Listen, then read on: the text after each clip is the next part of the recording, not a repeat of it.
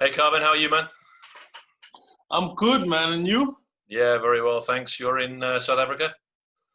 Yeah, Durban, South Africa. It's a bit of winter now, so it's getting a bit colder, which is always nice. I Yeah. prefer the cold weather, Yeah, we're down to about 29 degrees here too, so it's nice. personally. So what's keeping you busy, man? This you hiding out on your own? You got the kids there, I heard. Yeah. The kids are with me. My son actually goes to a boarding school, a music school, and so it's been weird because they're trying to have the boarding school from home. Oh, right. All the boarding school sort of protocols and things we try to do them like recreate. So So you're it's a paying bit of boarding a school fees and getting well, homeschooled? that's what they want, right? They want us to still pay the boarding, and I was like, Yeah. well, but be feeding them and lodging them. Anyway, we'll sort it out as we go. It's one of those. Well, I think everyone's discovering new things about this pandemic. Costs that you are paying that you're actually saying to yourself, did I really need that in my life? Do I ever need to leave the house again? Yeah, I could just do this for the rest of my life. Yeah. So I Yeah, heard man. since you left here, congratulations are in order. You got the 2018 Comedian of the Year, yeah, South Africa.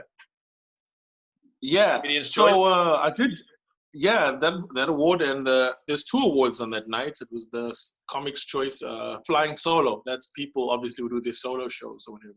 So that's been quite busy, and it also, how these things work. They snowball. One thing leads to another thing, and before you know it, you got a good profile. So just before the pandemic, I was hitting quite a good stride. And then what I also started doing is I started creating content online because I think for a lot of comedians, the stand-up, especially the stand-ups, if you're waiting for the stage to come back, I don't think it ever comes back in the exact same way. Even when it does come back, I think it has a lot of variations in how we do it, how we seat our audiences, how many people attend, how many people are comfortable in full rooms. So just before, I would say like maybe 8 months before this happened, I'd really started creating online content and online personas, which has kind of just helped feed into this period. So you continue with the comedy and the stand-up, and you continue so to like you servicing an audience and people are interested. And I think that's where the future might lie, is being a hybrid comedian between having an online comedy uh, performance and style or persona, and then having a stage person. Because I think the stage, a lot of comics just, I'm a stage comic, not interested in these online things. I'm not making videos, silly rants, or whatever. And now we're seeing that those people, a lot of those people ended up with no audience to talk to in a pandemic, aside from their few followers or whatever the case is. So you don't have to be a big comic to do that. You can be a mid-level comic and start building an online presence, and you'll find your audience will find you, right? Yeah. Because online you build an audience, and people share your video, and every time it goes forward, you grow your audience. When you're on stage, you're growing your audience, what, 50 at a time, hopefully. Maybe 30 don't even like you that night. It's interesting because comedians are falling, all the people I'm talking to on this show, comedians are falling into different groups, whether they like and enjoy the Zoom, the online stuff and the YouTube stuff, whether they do it but they don't like it, and whether they just don't want to do it. They say, I'm a live stand-up comedian. That's the end of the story. I'm not interested in online. I can't do anything. And Carl Yeah, Joshua Ubi said a very interesting thing to me. He said, what's interesting is the big guys are having to come down and the small guys are coming up. The actual where it's falling is somewhere in the middle, because the big guys mm. can't do the stadiums anymore, the little guys can't do the clubs anymore, but everybody can go online. Yeah, And you've got yeah, a that's huge true. online presence, yeah? Yeah, there's a bit of a leveling happening, yeah.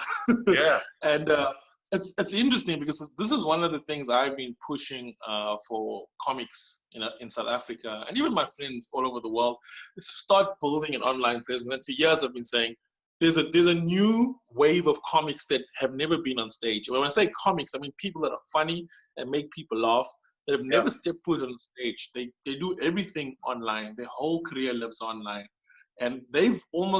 are way ahead of us in terms of this curve, and we now almost trying to come behind and catch up. But you must remember things move forward, right? So, the steam engine at one point is the greatest technology, and then later on, it changes, and you can't be angry now. Steam engine can't be angry at the electric operated trains. That's the way things progress. And so in some ways, if you look at theater and the way theater was structured, and we went to theater, and theater performers, especially where I lived in South Africa, theater performers were the stage kings, if I can call it that. And then the stand-ups came through and started selling out audiences, selling out arenas.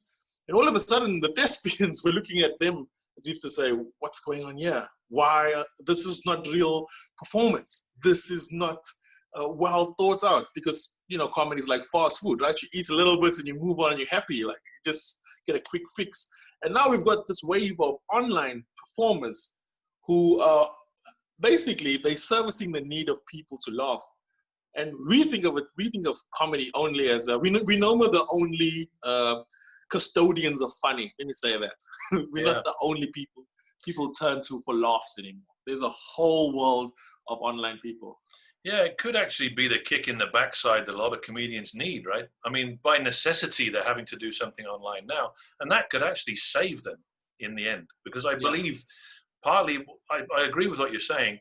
I think comedy will end up where there's a be there ticket, where you'll be in the show on the night, and there'll be a watch from home ticket, which will be cheaper, because people still want to go out, right? We all thought when Netflix came along, we all thought that the movie house was dead and nobody would bother going out to watch movies anymore. They all stay at home and watch movies. But that hasn't happened, because people still need to go out. They go out, dinner and a movie, dinner and a show, go to a comedy show, whatever. So I think it will open doors for comedians to do shows to 50 people in person and thousands online if they get this bit right. Yeah, absolutely. If they get it right now. Because the movies, if you look at the movies, for example, we ended up with the biggest selling movie of all time, right? Avengers Endgame, in an era when everything was on TV and you could access it. And piracy, people still went out and spent, 1 point something billion, almost 2 billion. I think it was over 2 billion actually. Great example. On watching movies in a theater. So there is a group of people who will go out no matter what. But the question is, who are they going to go out to see?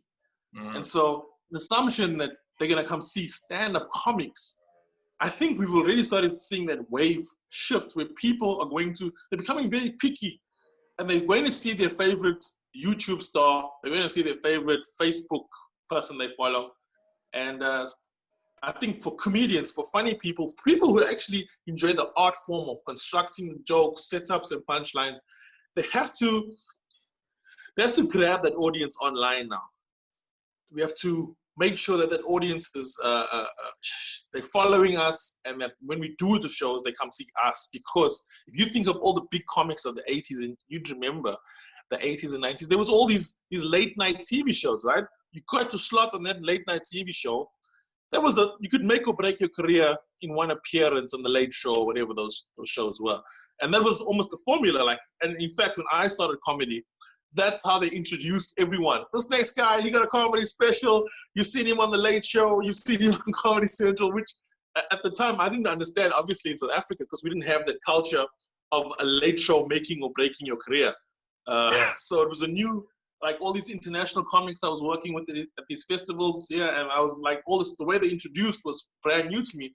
And then over time I realized, wow, having a Comedy Central special was quite a big deal. Having 2 and 3.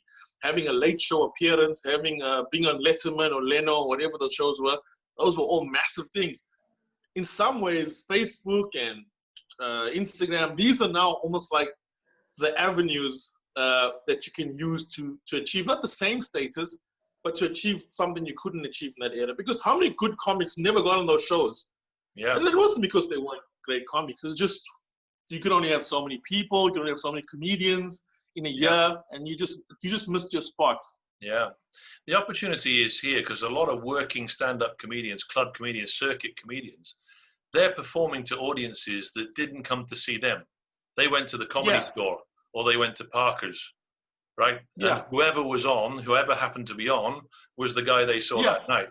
So that's a hard audience. They didn't pay to see you. They paid to see comedy. Now, you may or may not be their tasting comedian. They may or may not be your audience. But if you build it right online now, you can get people actually come to see you, to buy a ticket, to see, they already are with you. You've crossed that barrier already. They come to see Carvin Goldstone. You do your shows, the Carvin Goldstone show. You've crossed that barrier. But a lot of circuit comedians, this is their opportunity to get people to come and see Fred Smith, not go to the Comedy Store. And that's a lot easier to do. To perform. It's also an opportunity to test. Yeah. It's also an opportunity to test your market, because if you stage the show online, especially for an international traveling comedian, which is a lot of people that come through Jakarta, come through Metabot Comedy, are people that are on the road. So when you're on the road, you pick up fans along the way, or you pick up people that appreciate what you do along the way. So you end up with a Facebook account or an Instagram account or following that consists of people that you might never come in contact with again, because, you know, especially if you're coming through Asia, a lot of the expat community that's in Asia, they're in for 2 years and they're out. You come back in 3 years, those people have moved on with their lives. They've gone to another country. So to actually catch those audiences that you grabbed is very difficult. But with the internet and with internet shows, you can service those audiences. So when I was with you guys in Asia, when I was with you guys in Asia in 2018, I've still got loads of those people, and they still follow. So, for example, when I staged an online, like a show, but I staged it not on Zoom, I did it on Facebook, and then I sold tickets, and then I sold tickets even though the show was free.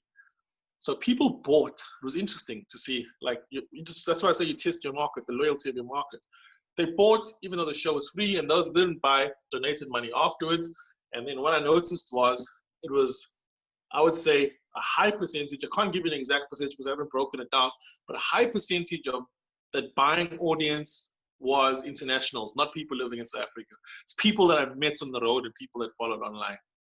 Interesting.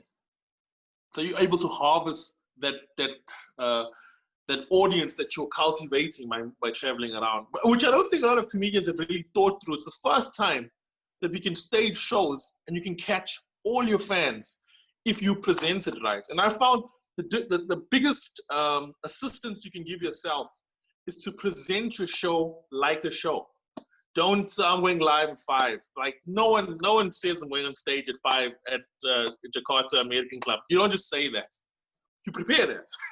You print posters.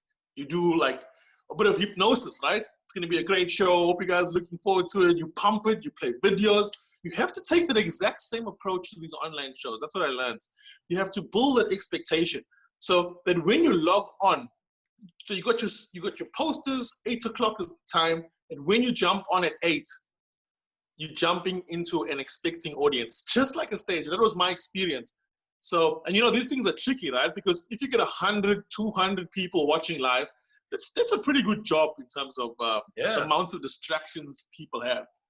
But I had made preview videos for the show. I had previewed the show in the day. I had posters that I shared everywhere. I WhatsApped every contact of mine, so I could WhatsApp everyone anywhere in the world for the first time. So I sent all my contacts this poster, little write-up. And when I got on, it took me maybe, I would say, less than 2 minutes to get to about 700 views, live viewers. And then like went up to about, the highest was about 900 people watching at one time, which is, if you think of what we do, it's a full room. And you must consider that's 900 people plus their families and partners or whatever that have all tuned in for this thing. It's a massive audience of people that you can reach now doing live performance. It's tricky though. I found the performance tricky. Yeah. So when you do online performances, do you approach it like a regular stand-up material, or do you have special material just for online? Yeah, so the biggest change I would say is the way you deliver it, the delivery style. Because so people are watching on their phones, right? The phone is that big. Some of them might put it onto their TVs, but you have to consider how, if you stand too far back and you perform, how small you become in the screen of the phone. Everything that's facial then becomes lost if you're someone who uses your face. So you have to think of how do you position yourself in an engaging way, And I found that like even the distance that we are from each other right now is probably the best way to engage with the audience because you're so close to them. Head and shoulders, yeah. Yeah, you're so close, you're engaging, and you're not performing your your material so much. Yeah. You're kind of just slowing it down. You're using pauses and eye movements a little bit more to convey like what you would do on stage with your body and with your with the space. Because we don't realize it, but the actual space around you to perform, it's confined so much on a screen when you're doing a live performance that you realize how much liberty it was to be able to stand on the stage. I don't know. Most of us have become very appreciative of the fact that we were able to do it at all. When do you think it's coming back? Do you think it's coming back? Yeah, it has to come back. I think the world kind of finds some sanity, and we return to a new normal. I think that involves us either accepting the situation. I mean, I live in South Africa. South Africa has a ridiculously high HIV/AIDS and tuberculosis rate. Coronavirus at its worst will never catch that. Like if you look at the statistics of what it's doing around the world, I'm like, these statistics are nothing compared to what our HIV/AIDS rates and TB rates are. They're incomparable almost. But what happened in South Africa is we eventually got to a point where so in the beginning there was lots of AIDS education and it was heavily pushed, and there was a big focus on people understanding. So things like contact tracing, isolation, those are common practices in South Africa because of tuberculosis and how widespread it is. So in fact, when the disease came to South Africa, we were in many ways prepared because a lot of those protocols, we use them currently for TB, which is like all over South Africa. But eventually we kind of just continued with society. Take care of yourself, be careful, check yourself for TB, use a condom, whatever the case is, and continue with life. So I think eventually we get to a point where we just accept that people will die. And like, I'm not sure if it's millions, I think it is millions, but hundreds and thousands of people have died in South Africa from HIV/AIDS and TB. Yeah, so, it's one of those things we kind of live with after a while. It's funny, Carl again said to me, obviously he's in Zimbabwe, so it's the same continent. He said, a similar thing to you. He said, not much has changed in Zimbabwe, this isolation, work from home. He said, we've gone off the grid a long time ago because there wasn't one to be on. We never had much internet anyway. He said, we grow a lot of our own food if we can because that's the African way of life, especially in Zimbabwe where he was in near Victoria Falls at the moment. He lived in Harare. And also, everybody works from home because no one can afford an office. Yeah. So he said, he said the world is getting to see what Zimbabwe's been doing for years, and you're saying the same thing because of South Africa's experience with HIV and tuberculosis. Well, guess what? Don't be an idiot. Just take care of yourself. Yeah. Yeah. We've also, I think in South Africa, because the way our society has been structured historically and currently, we do know that we'll have an increase in the virus. We almost anticipate that because we just too congested in areas to isolate. Like some of the isolation tactics, and I'm sure Jakarta might have similarity, or some of the suggestions, they're very first world in their construct. Isolating your house. Like we have people in South Africa that live 6 in a room, and the room is the house. The toilet's outside. Same here. So like the whole isolate, and then we had that period where they initiated the lockdown, and they called in the army, and then the army, who's had nothing to do since 1994 when we changed government, realized that this is our moment, guys. And completely lost their minds. So if you go on the internet, I've done videos on it, where the army is just slapping people around, telling them to go in their house. And then there was this piece done by Sky News, showing the army chasing people into the house, and then going with one of those people into the house, and everyone, the whole family, seated like this because there's actually nowhere to go. Part of the way you survive that housing setup is by being outside in the day. So, and it's tin shanties, right? It's not like roof with plastic or whatever. It's sun onto tin onto you. It's a hot box. They got the same issue here, man. It's exactly the same. When this all started, and they were talking about isolating and staying home, like they did like you say, for the first world, for the Western world. Everybody here looked at each other and said, "Well, how are they going to do that?" Because they live from day to day, right? They go to the store on the corner every day with the money they earned that day, and they buy their food for that day. And then they go home and they sleep, and next day they earn some more money and they go and buy some more food. If you tell those people to stay home for a couple of days, they're broke and starving. So you can't apply those rules to those Western rules, that cures, remedies to every situation, to Indonesia, to many countries in Africa. You just can't do it. Yeah, we can't. And I think we tried in the beginning, but we're slowly learning. Like, we have levels. I'm not sure how every country is approaching, but we have levels, because one of the arguments of the Swedish epidemiologist who kind of decided that Sweden wasn't going to go through the same lockdown procedure that most of us went through, and they can take a different approach. One of his arguments was, okay, how do you exit a lockdown? How do you what? If you've got a lockdown, how do you exit? Exit. How do you get out? Yeah, how do you exit the lockdown? Like, you got the lockdown, how do you exit it without like there being a problem? Because if you go into lockdown when you've got, let's say you've got, I think in our case we had 100 cases when we went into lockdown. We now have overall I think 40 something thousand cases. So dude, the exit point is tricky, because no matter where we exit, we're still gonna exit at a higher point than where we entered.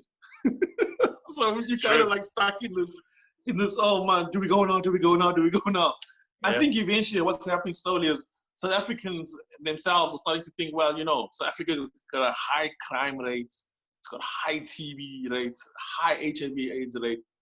Coronavirus is not really that much of a threat compared to what you're facing every day. Also, one thing we have in South Africa, and I'm not sure if Jakarta is similar, we have a very high road accident rate. A lot of people die in South Africa because of road accidents. And so your chances of dying by a road accident are significantly higher than from dying from the virus as things stand.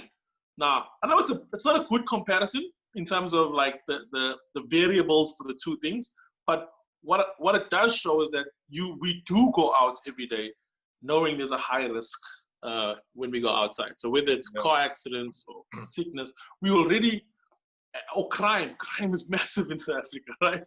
The chances of having your home invaded is like a living thing that we live with every day. The chances of being hijacked is a living thing every day.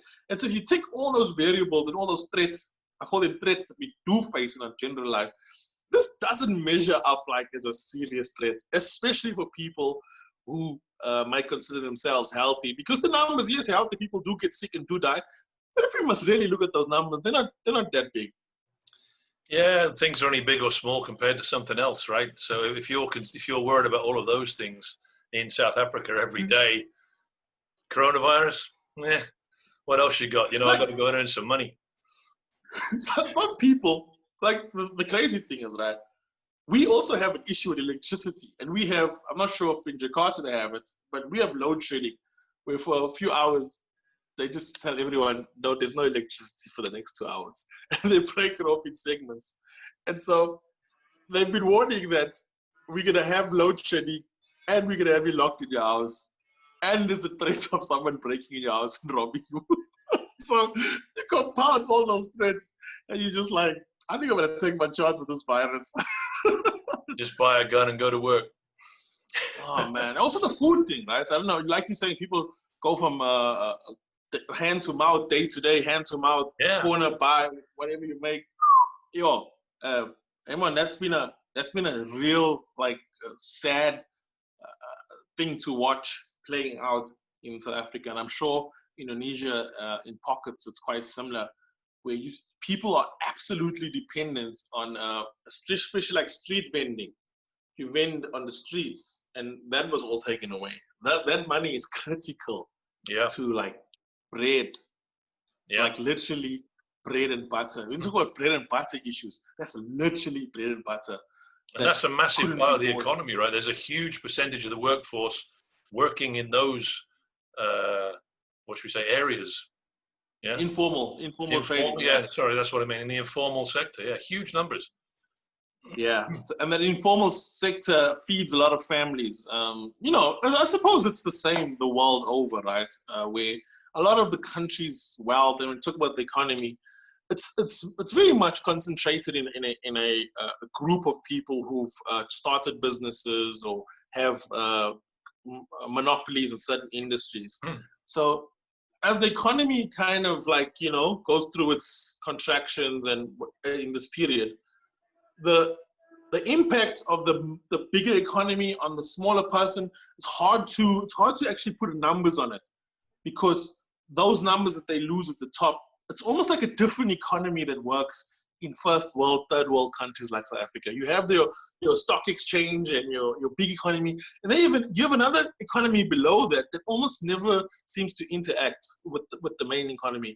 And this one, the smaller economy, this informal trading economy, it's a complete mess. It's absolutely it's actually been quite devastating for, I know, because if you any form, and I'm sure a lot of comedians can relate to this, if you come from a poor community like myself, and you any form of prominent or famous or whatever, people do think that you have capacity to give back something.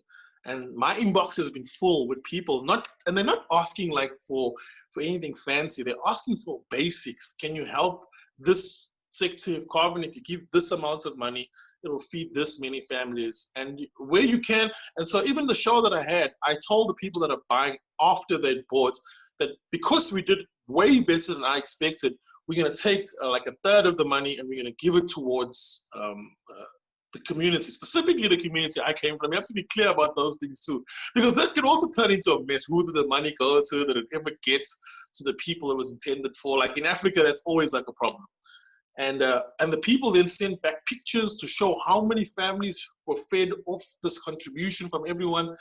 And that's the only way you can kind of help people, is by, because if we're waiting, and especially in African countries, if you wait on the system and the government too long, that procedure takes too long. People are hungry today, like, they need food tonight. And so that kind of a system, because you realize how people are they're struggling just for bread. Yeah, in the West, they're going, like my family in the UK, they'll go to the supermarket once a month, and come home with a massive trolley full of stuff, and, that's it. But they don't understand that these people are going to the corner store every day and getting their rice and their little piece of chicken or whatever it might be. So the rules that they're spouting out from America and the UK have got absolutely nothing to do with Africa, with Indonesia, with the Philippines, with Thailand, with, these developing countries. I think that different approaches need to be made. I think probably the Swedish approach is the way to go in these countries. Just go for it, man. I mean, just be sensible and take your chances and work and feed your family.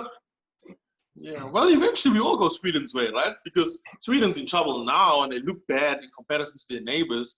But like, eventually they get enough immunity, enough people have it, and they take their debts, and society continues. Like New Zealand is on the brink of basically announcing that they've eradicated coronavirus, no more cases, no more people in hospital. But then what do? Do you keep your borders closed? How do you, like, how does the country, how do you interact with the rest of the world where they're not behaving in the same way? And if you do keep your borders closed, how long can you do that for?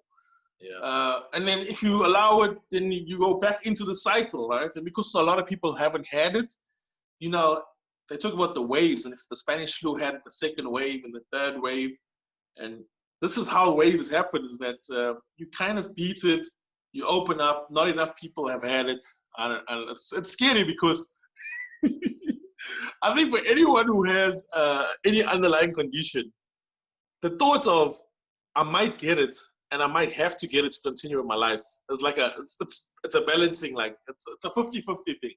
Yeah. You just have to kind of like, just throw it up, because I don't know about the vaccines, because one thing is creating a vaccine, testing a vaccine, and then distribution of a vaccine. That could take forever. We won't be back on stage if we wait for vaccines. We can forget about 2021 as performing if we can wait for vaccines to make it all clear. It'll take too long to distribute that to everyone. Yeah, man. Well, let's go back to comedy then. So how did Carvin Goldstone come out from the shanty town that you just described and become Comedian's Choice 2018? Yeah, so I grew up in Ulysses, which is like a very like sub-economic community, if I can call it that. But comedy goes very well with with tragedy. The two, like tragedy is the perfect seeds and soil for comedy. Tragedy plus time, they say, right? Tragedy plus time. Comedy is tragedy plus time. So all those stories and those hardships that you kind of endure becomes your story. And it was, for me, my father was a minibus taxi driver. So in South Africa, we have those minibus taxis, and I'm not sure if there's anywhere in the world that has the problem that South Africa has, but in South Africa, we have taxi violence, where taxi drivers and owners and so fight regularly. There's an extremely high death toll. And my father was shot when I was quite young, shot twice in a taxi-related incident. And he then decided that he's not going to have anything to do with taxis, because it was one of those businesses where you're almost like a gangster, right? But you're a gangster in a legal business. It's hard to explain for anyone who hasn't had to protect their legal business with a gun.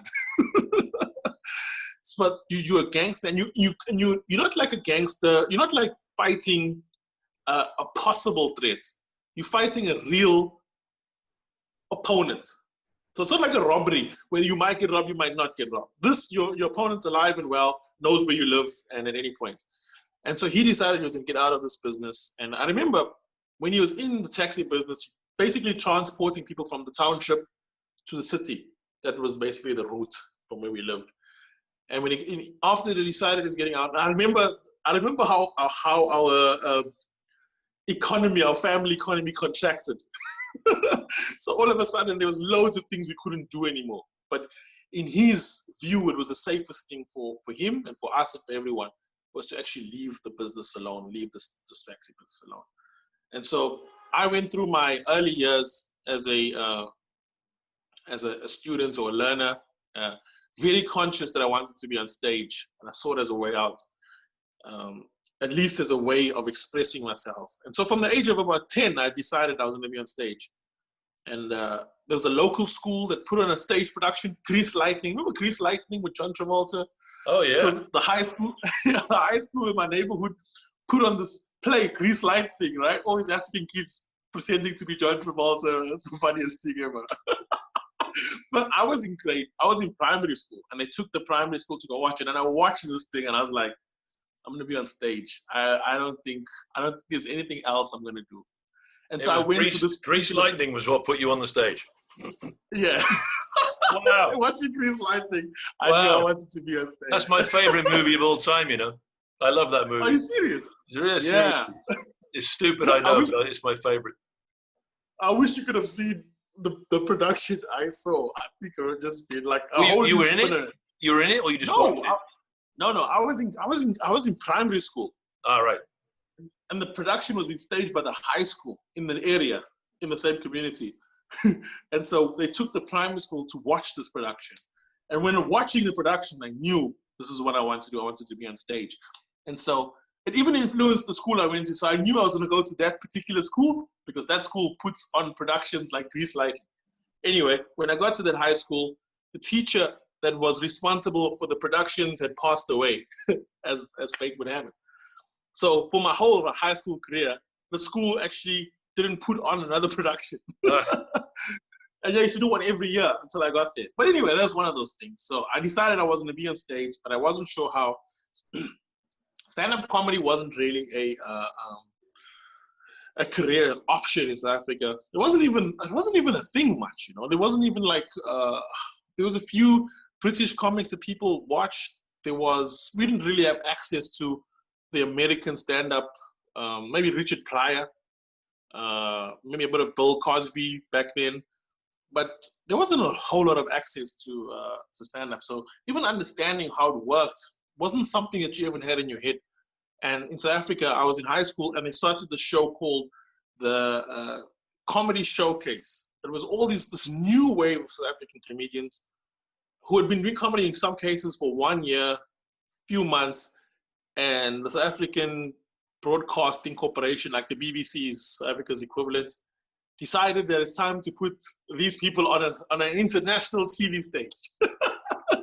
So you had all these people who had just started out, and they created this TV show. But the TV show was revolutionary for people like me, because all of a sudden you saw, okay, so you can be on stage on your own.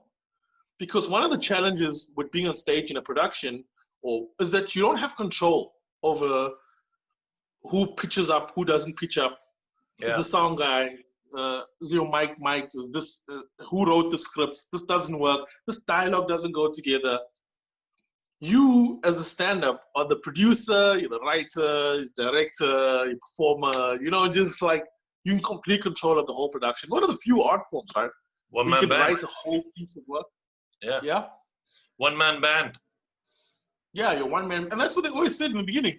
They say, who you work with? I said, I'm alone. They always say, oh, you're one man band. I think that comes from the old idea of the one man band. You have the thing, and the guitar and the jokes and the drums. Harmonica.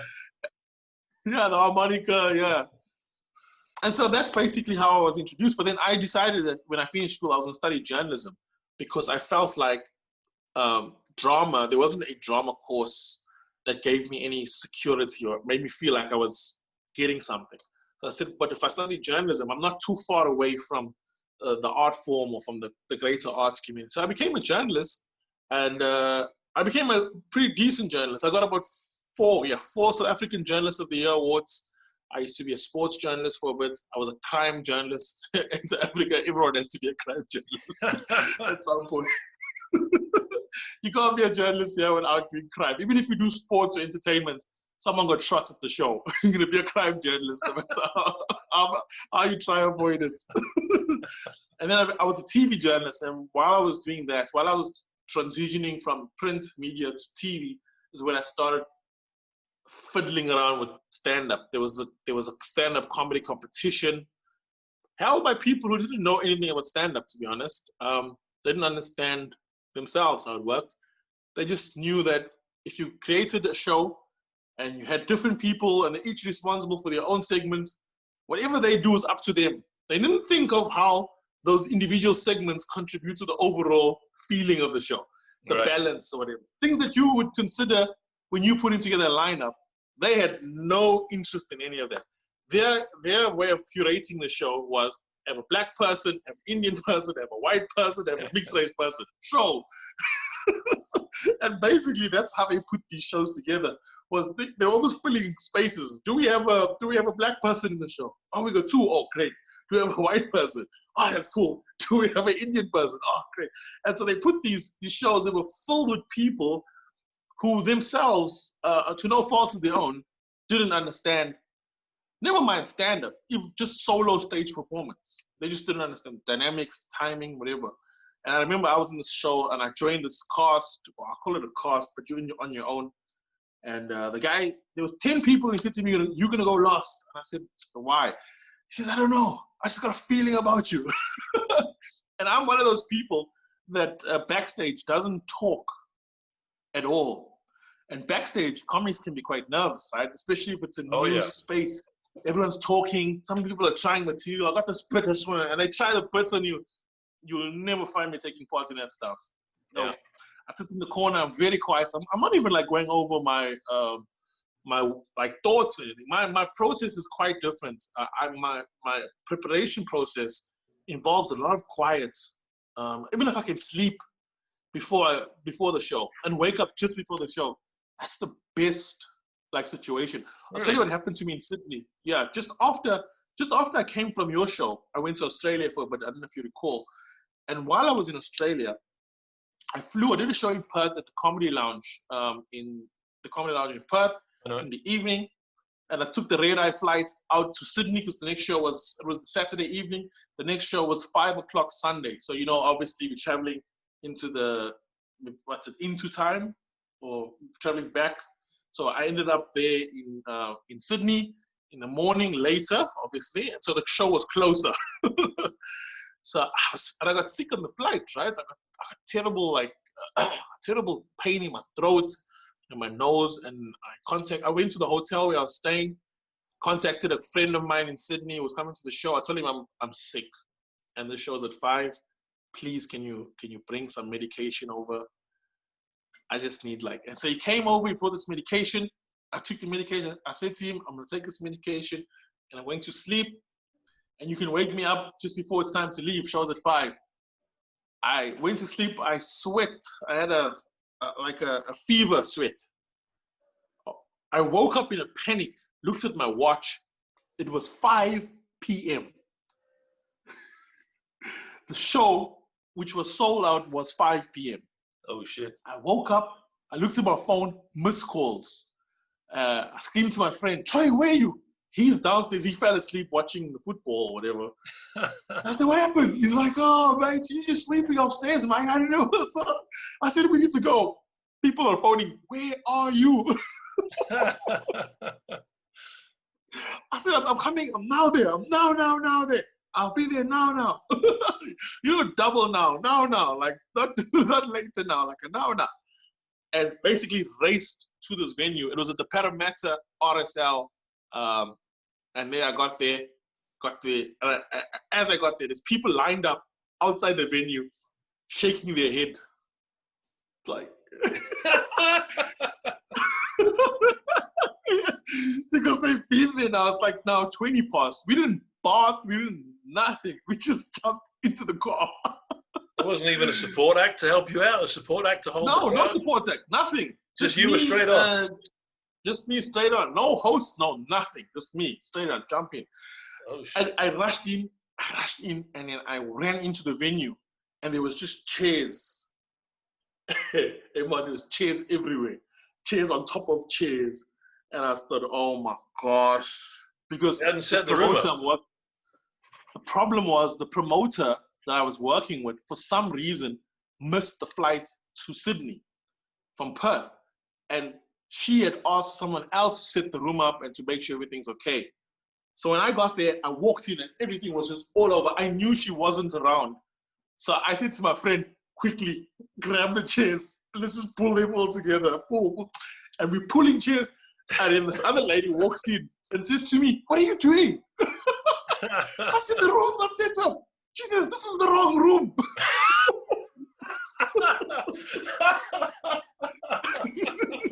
This is not the room. I said, huh? She says, the room is down there. The room's set up.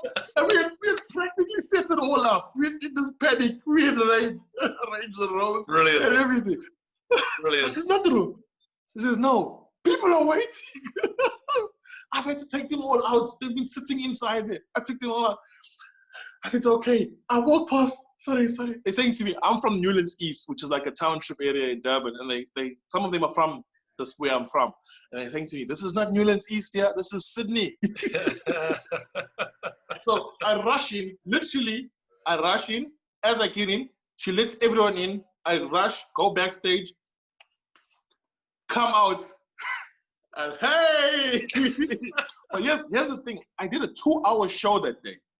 2 hours. Wow. Because I had slept so well. My brain was firing. So that's my process.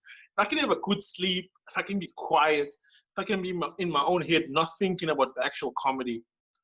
Wow. My best preparation. You ask most comics what they do before a gig, the last thing they could possibly do is sleep. I've never heard anybody say they sleep before. Oh, if I know I've got a show at 6 and it's 3 o'clock now and I can sneak in 2.5 hours or 2 hours of sleep, it's taken, because I know when I wake up from this sleep, I'm going to be fresh. And because I do a lot of improv and a lot of crowd work, and also I don't actually ever write. I don't have a book, a comedy joke book. All my jokes I've compiled. I keep them in my head. So all the shows are arranged in my head in specials, if I can call them that. So as I'm going through my sets on stage, I'm basically going through my specials and taking a piece of that out there and putting it in here. So I need my brain to be super charged to be able to do that, because I don't have like a written thing I can refer to before I go on stage. Yeah. I used to write in the beginning. I'd say my first 2 shows, my first 3 years, I wrote quite ferociously. And because I was a journalist, the ability to write and tell stories was it was in me, if it makes sense. But when I was a TV journalist, one of the things I learned to do as a TV journalist, and I used to work for the E! News Channel Africa, which is like the biggest broadcaster out here, is I learned how to, this is bad journalism advice for anyone who wants to be a journalist. I learned how to be a journalist and never own a pen. So I'd go to a press conference and I would listen to everything that was being said. And in my head, I would write the story as the person was talking. This is my intro. That bit there, I'm going to use that bit that he just said there. And I'm going to end with this. I'm going to go to this person here. And this is how I'm going to pull my story together. So I never write any of that down, because in the broadcast journalism process, you listen to the sound bites and you cut the actual sound bites out. So you don't actually quote anyone. So the quote's never inaccurate, so to say. So because you don't have to ever write the quotes down, I learned how to memorize quotes as I was in the press conferences or in the story, so that I was constructing. So by the time I got back to the office, I'd fully constructed. So the ability to kind of construct stories like in the head is where I really started finding a bit of stride with comedy. That's interesting. Journalism taught you how to be a comedian. Yeah, it's the same principle, storytelling, right?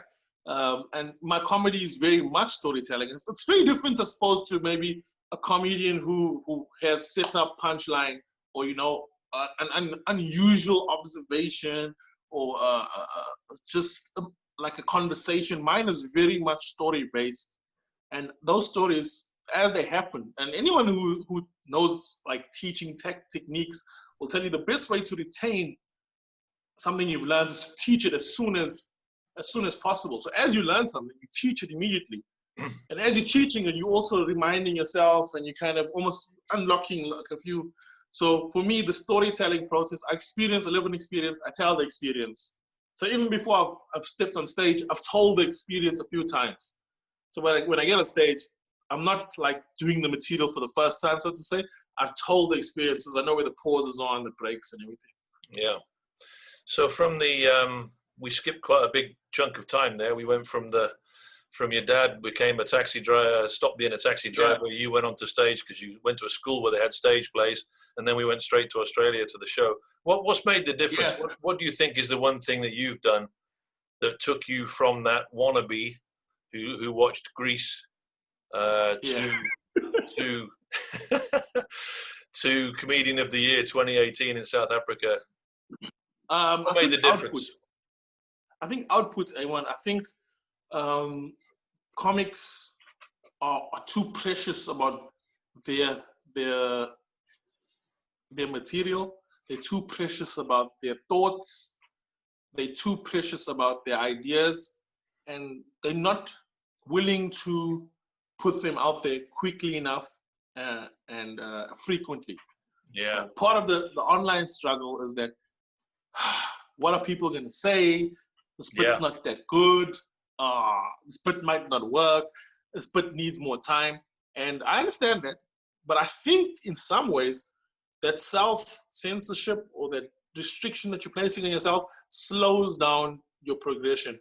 So in the early days, in South African comedy, or in my early days, you were taught that don't put the material out because, material is actually, it's actually currency, right? It actually makes you money. It's your product. And it's your product, right? So you don't want it to be too much in the public domain and space, because then you lose the product you can't do. But I realized, because the majority of comedians are not, let's say, Kevin Hart or Dave Chappelle or, that sort of or Jerry Seinfeld. You're not on that, and even someone like Jerry kind of does the same thing again and again, right?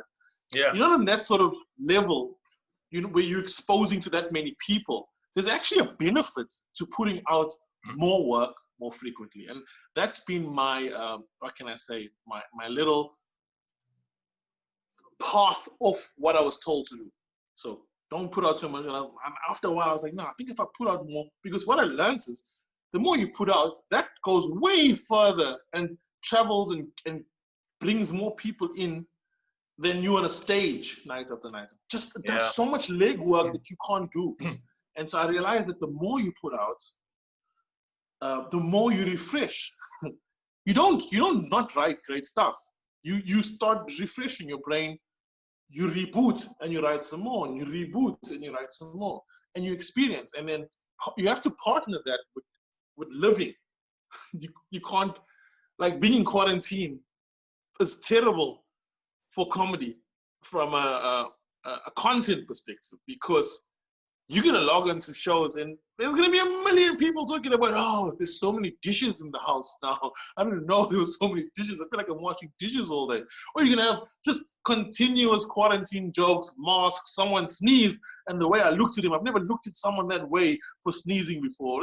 Just you're going to have this circulation of material that's rooted in the same experience, which is bad, right? It's bad for like consuming the markets. Same jokes. If I tune into this guy in the UK, this guy in Indonesia, this guy in Australia, and they're all telling the same lockdown jokes.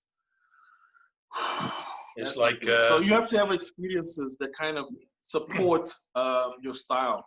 It's like the Trump jokes, isn't it? It's all too easy now.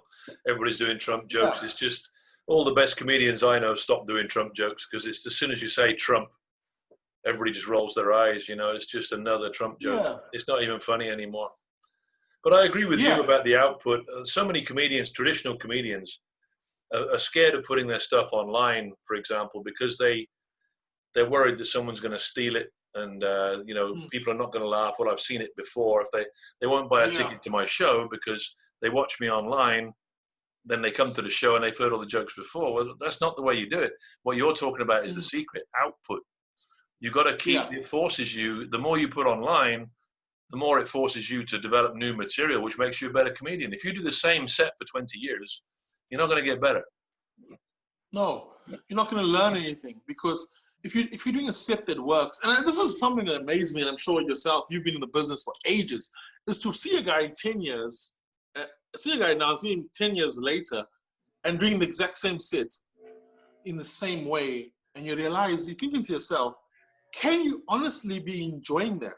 Like as a true creative, right? Can you enjoy the same like formula and the same performance? And I think a lot of comedians almost have relaxed in the fact that they get booked and that they sharp with this 10 minutes or this 20 minutes or this hour. Yeah. That this is a solid, no matter where they go in the world, this is going to kick. And so the thing is, they kind of don't. Yeah. It's what you alluded to earlier. The world's changed, right? And a lot of those comedians who've been doing it, if you see them 10 years apart and they're still doing the same set, you can bet they were doing it 10 years before that too. So times were different back then. Before the internet came along, instead of changing material, just change the audience. You just went to a different club every night, and there was so long enough time between going back to the same club. You did the same set, and there was a different audience anyway. So you could peddle the same stuff around for quite a number of years before it got old. But now, what they're worried about is if you put it online, then it's there where anyone can see it. Because I see it. If people tell me, my audience tell me, the first thing they do when they see the name of the comedian next month, Carvin Goldstone is coming to town, they Google Carvin Goldstone. Have a look. Do I like his stuff? Yeah, I like his stuff. I'll buy a ticket. So you're my salesperson now. Whereas that never ever happened before. Back when that 20 years ago comedian started out, or when he was probably doing it 10 years already before that, people went to comedy clubs and expected the club to curate. And they just went in and saw what they saw and liked it or didn't like it and went away happy or unhappy. So the internet and social media has changed an awful lot about what you're saying, output. You're a child of that generation. You understand the internet, you use it, you know how to manipulate it. But the guys who came up in the 70s They got no idea. Yeah, and I think the amount of output or the amount of content that you put out, that also, I think for all comics, whether you're from this era, previous era, that needs to increase. So if you're putting out one piece, let's say, of content a week, whatever content, you should try to take that up 2, 3, Yeah. 4 times. If you're putting out 4 pieces, take that up to 8 or whatever. Because the amount of noise there is now online that you're competing with, you, even if you have a few people that are consuming your content in this form and some consuming it on this platform, then you got multiple platforms where people, even if they're consuming in a small amounts, it all builds up, it all goes.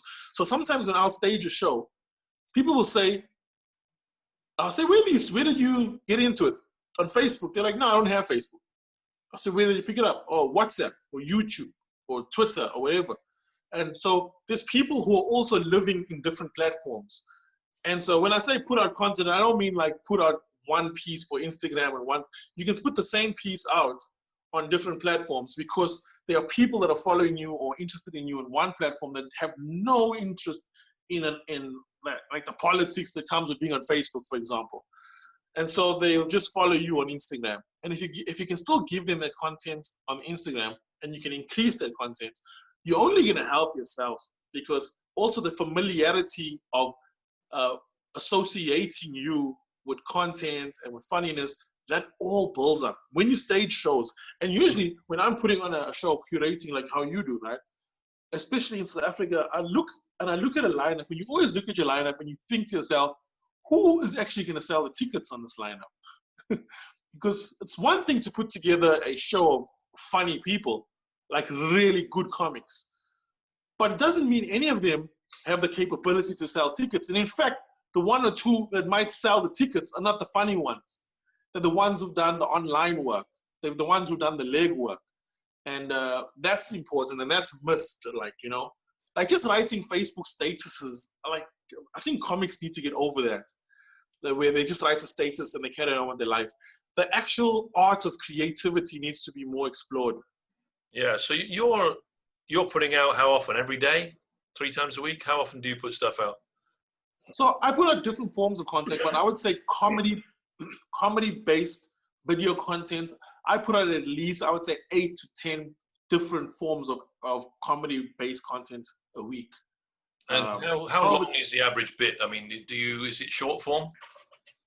So this is another thing I just realized. I've just learned now that the length of what you put out, if it's comedy pieces, if it's skits or rants or stand-up, there's actually ways for comics to make money. And I've just started making money off Facebook, which I only discovered now.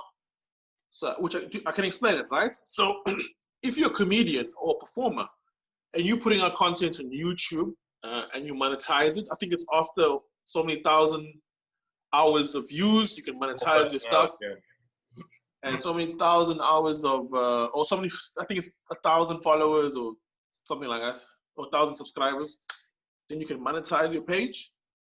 Cool. Facebook now allows you to monetize after, I think it's 10,000 followers and so many thousand views. You can now monetize as long as your pieces are 3 minutes.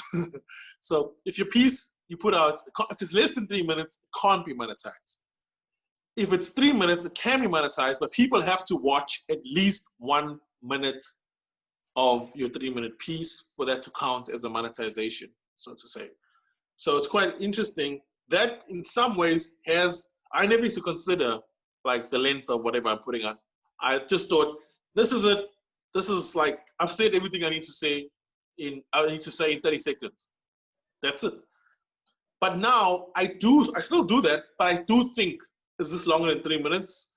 So I think ahead of time, what can I do that's not going to be restrained by time, and I can do it longer than 3 minutes quite easily without me trying to find that extra few seconds to make it 3 minutes. And if it's longer than 3 minutes, I monetize it, and Facebook actually gives you a receipt, like what they call like a statement every month saying this is how much you made, and whatever's not longer than 3 minutes, and I just feel like this is what I needed to say, I put that out.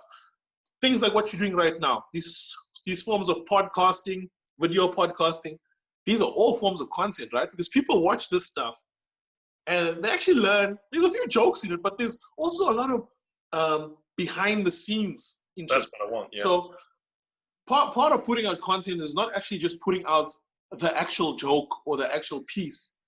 Content creation also might involve a behind the scenes little piece. So, for example, I do videos every now and then with a can of spray or whatever, pretending it's a phone, and I phone different characters. So what I did is I mentioned that sometimes I take a few shots before I get the right one.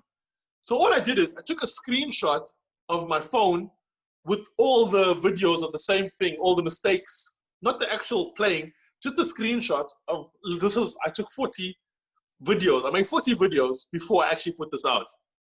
And that in itself is content that people found fascinating because they realized, oh, behind the scenes, that's what happens. This is how it works.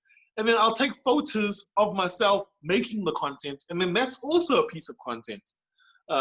Photos of your writing paper, if you write, those are all pieces of content. So the amount of content you put out doesn't necessarily have to be funny video. It can be content about the content. It all builds up because it also, what it does, it helps people build a relationship with you. That's how you build an audience, right? That's how you build a following.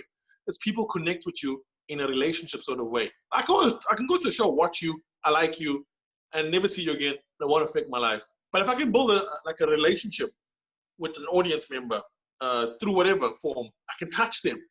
That person will be around for a long time. Yeah, that's interesting. If the stuff you don't use, you can be used as well. That's I never thought of that before either. Yeah. You can do the outtakes. So even like comics, and this is a common one, right? And this is an easy thing to do for comics. If you are a comedian, and I learned this, I'll tell you how I learned this in a moment. If you are a comedian and you're writing pages of jokes, you know that most of these jokes are not going to get to stage for whatever reason. You don't feel they're good enough, or you don't feel that they represented your journey, like, and your brand strong enough. But that doesn't mean that stuff cannot live and have its own life online as content. You could do a show of the jokes that didn't make it. And so the way you're presenting the show is, this is not this is the jokes that didn't make it. When I tell you that as an audience member, as a follower of what I do, you are not expecting the polished, high quality stuff that brought you in.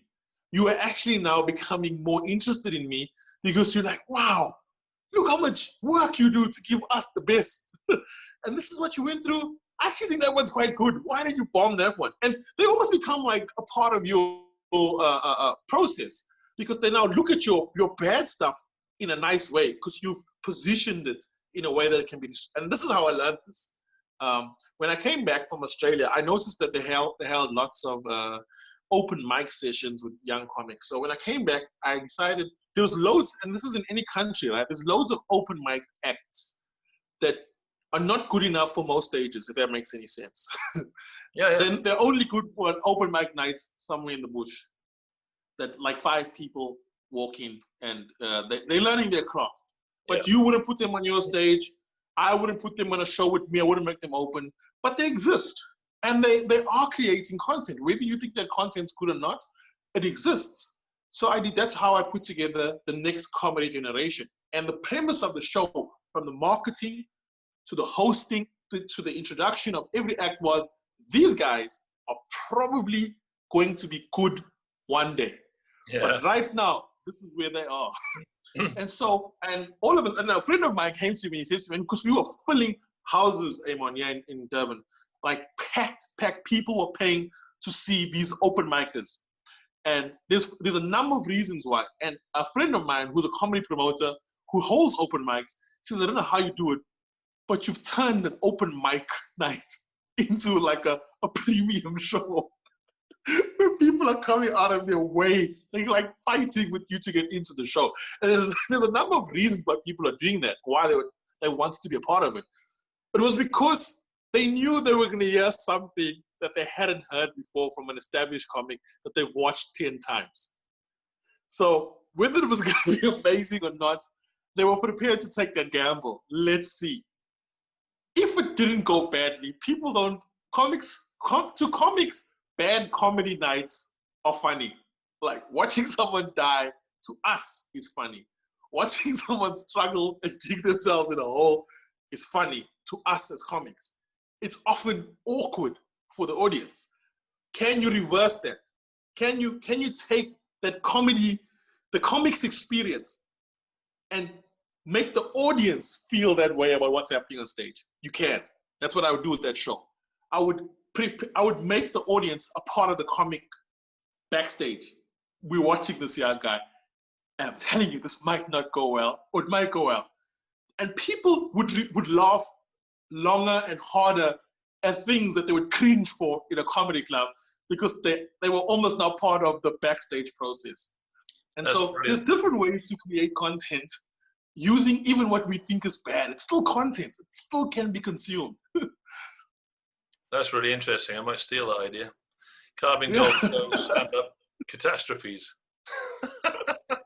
And the thing is, if people know that this could be a catastrophe, you'll be surprised how many people would actually like to see it. Well, it's car crash TV, isn't it? It's car crash TV. Yeah, people would want to see it. Yeah. But this is the thing. A lot of those comics, some of them do so well. And this is the interesting thing, Ayman. When these young comics do well on those nights, and in the nights of I would have like 10 or 12, to be honest, about 6 or 7 would actually do well. And about 4 would maybe really crash and burn. And the 7 that did well, you must see the response of the audience. It's almost like watching a 3-year-old swim in a swimming gala. Like when they finish, like we get so excited, yay! Like we'd never cheer like that if like it was an adult race and people were like struggling. But in that environment, as you finish, everyone's like happy because they're enjoying the experience of comedy. And remember, comedy is so subjective, right? Yeah, yeah. We generally put on stage what we think the majority would like. I've had acts that I was like, this guy's crashing and burning. And people after the show would be like, that one was my one. People didn't like understand her. But for me, that was the best act of the night. And you look at the show and you're like, wow, that person really burnt tonight. But for them, that was the best act. But because the room is prepped in a way where we accept everyone. So before the show, I say exactly what I'm saying. Some of them will be good tonight. Some of them will be good one day. But everyone's going to get a chance tonight. And you have to show everyone the same love and support when they walk on and when they walk off. To a point where people are dying on stage, right? They're dying. And the crowd is going, come on, you can do it, come on. We've had a bit of that here because, as you know, the audiences seem very kind. You know, my audiences are quite a kind audience. You know, because they're not exactly spoiled for choice when it comes to entertainment. So when they get a chance to go out, they want to laugh. You just have to give them a reason. So we've had young Indonesian comics, you know, come up and completely freeze in front of a foreign audience, completely dry up, and they just start cheering. You know, they're cheering them on. The audience is cheering them on. Come on, you can do it. You can do it. So I think that's something that would work here. I might steal that idea if you don't mind. Yeah, you absolutely. Well, I'll tell you where I did take it too far, though. Sorry? I tried to package. I'll tell you where I did take it too far. Oh, you took it too far? Yeah, I tried to package it for TV. Oh, that didn't work. And the TV stations are like, ooh. I'm showing the room where everyone's family, it works. But on a TV station, where everyone has to be there, like they can't go to the next room. They're in the room. But on a TV station, they're going to change the channel. Yeah, you've bought a ticket. You're invested in it, but on TV, you're not invested in it. So you mean there's no way out. Carvin, I could talk to you all night, man. I really enjoy it, but somehow I've got to get this down to 12 or 15 minutes. So I think we're going to. Yeah. Thanks for talking to me, Carvin. I really appreciate it, man. Yeah, I appreciate it. Thanks for calling me. Thank you. Good luck with everything you do, man. Okay, take care, man. Cheers. Cheers, bye.